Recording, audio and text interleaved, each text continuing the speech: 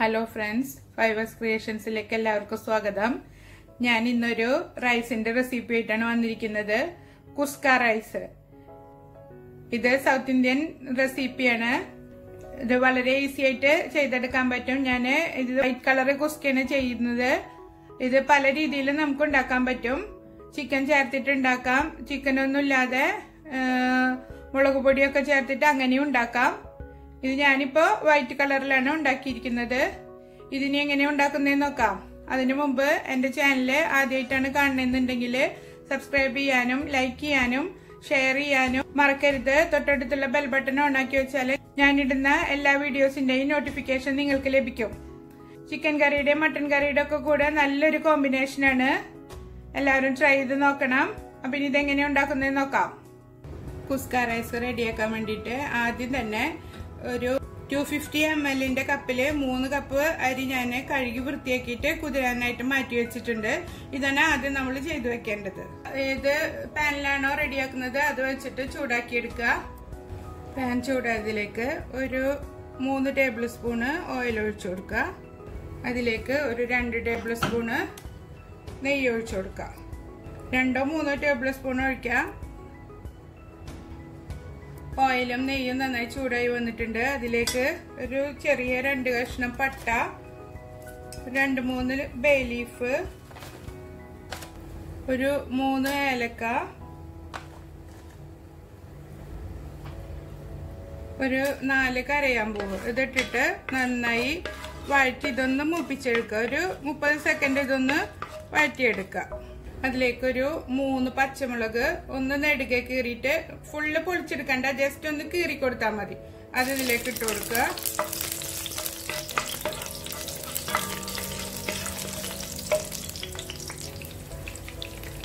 രണ്ട് മീഡിയം സൈസിലുള്ള സവാള നീളത്തിലെ കനം കുറച്ച് അരിഞ്ഞത് ഇതിലേക്ക് ഇട്ട് കൊടുക്കുക. ഉള്ളി വാടാൻ ആവശ്യത്തിനുള്ള ഉപ്പും ചേർത്തിട്ട് നന്നായി ഇളക്കിയിട്ട് ബിരിയാണിക്കൊക്കെ ചെയ്യുന്ന പോലെ നന്നായി വാട്ടിയെടുക്കേണ്ട ആവശ്യമില്ല. ഗോൾഡൻ കളർ ആക്കേണ്ട ആവശ്യമില്ല, ജസ്റ്റ് ഒന്ന് വാടി കിട്ടിയാൽ മതി. ചിലരിതിൽ ചിക്കൻ ചേർത്തുണ്ടാക്കും, ചിക്കൻ ചേർക്കാതെ ഉണ്ടാക്കാം. ഉള്ളി വാടി വന്നിട്ടുണ്ട്. അതിലേക്കൊരു 1.5 ടീസ്പൂണ് ജിഞ്ചർ ഗാർലിക് പേസ്റ്റ് ഇട്ട് കൊടുക്കുക. നന്നായി മൂപ്പിച്ചെടുക്കുക. ജിഞ്ചർ ഗാർലിക്കിന്റെ ഒക്കെ പച്ചമണം മാറിയിട്ട് നല്ല മൂത്ത മണം വരുന്നവരെ വഴറ്റിയെടുക്കാം. നന്നായി മൊരിഞ്ഞു വന്നിട്ടുണ്ട്. ഇതിലേക്ക് ഇനി ഒരു ചെറിയ തക്കാളി കഷ്ണങ്ങളാക്കിയത് ഇട്ട് കൊടുക്കുക. തക്കാളി നന്നായി മഷി പോലെ വഴറ്റിയെടുക്കേണ്ട ആവശ്യമില്ല, ഒന്ന് വാടി കിട്ടിയാൽ മതി. അതിലേക്ക് കുറച്ച് പുതിനയില ഇട്ട് കൊടുക്കുക. ഒരു കൈപ്പിടിയിലും കുറച്ച് കുറവായിട്ട് എടുത്താൽ മതി. കുറച്ച് മല്ലിയിലയും ചേർത്തിട്ട് നന്നായി വഴറ്റിയെടുക്കാം. മല്ലിയിലയും പുതിനയും കുറേശ്ശെ ചേർത്താൽ മതി, ഒരുപാട് ഇതിലേക്ക് ആവശ്യമില്ല. മല്ലിച്ചപ്പും പുതിനയും വാടി വന്നിട്ടുണ്ട്. അതിലേക്കൊരു 1/2 കപ്പ് തൈര് ഒഴിച്ചു കൊടുക്കുക. നന്നായി ഇളക്കി മിക്സ് ചെയ്യുക. തൈര് ഇളക്കിയതിന് ശേഷം നമ്മൾ അരി വേവാനുള്ള വെള്ളം ഇതിലേക്ക് അളന്നൊഴിച്ചു കൊടുക്കുക. 3 കപ്പ് അരിയാണ് ഞാൻ എടുത്തിരിക്കുന്നത്. അപ്പോൾ 1 കപ്പിന് 1.5 കപ്പ് വെള്ളം വെച്ചിട്ടാണ് ഒഴിച്ചു കൊടുക്കേണ്ടത്. 1.5 കപ്പ് വെള്ളം ഞാൻ ഒഴിച്ചു കൊടുത്തിട്ടുണ്ട്. അരിക്ക് പാകത്തിന് ഉപ്പ് ചേർത്ത് കൊടുക്കുക. മൂടി വെച്ചിട്ട് നന്നായി തിളപ്പിച്ചെടുക്കുക. വെള്ളം നന്നായി ബോയിലായി വന്നിട്ടുണ്ട്. അതിലേക്ക് നമ്മൾ കഴുകി കുതിരാനായിട്ട് വെച്ചിരുന്ന അരി വെള്ളം വരച്ചിട്ട് അത് ഇതിലേക്ക് ചേർത്ത് കൊടുക്കുക.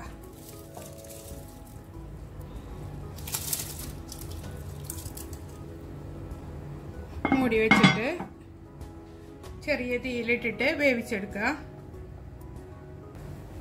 നമ്മൾ നെയ്ച്ചോറൊക്കെ റെഡിയാക്കുന്ന അതേ രീതി തന്നെയാണ് ഇതും.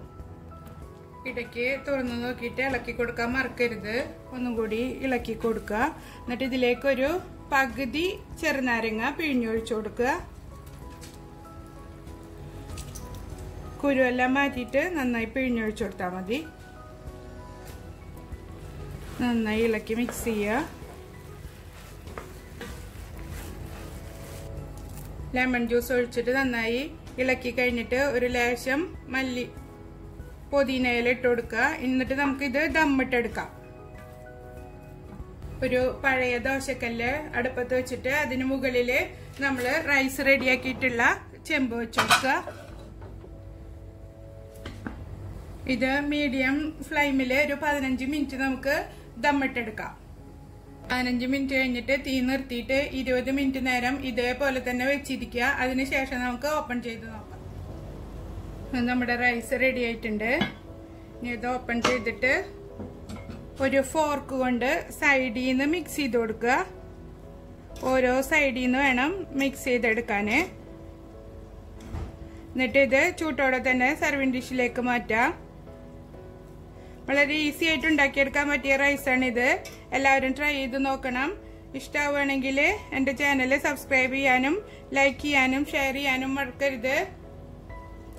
അടുത്തൊരു വീഡിയോയുമായി വീണ്ടും കാണാം.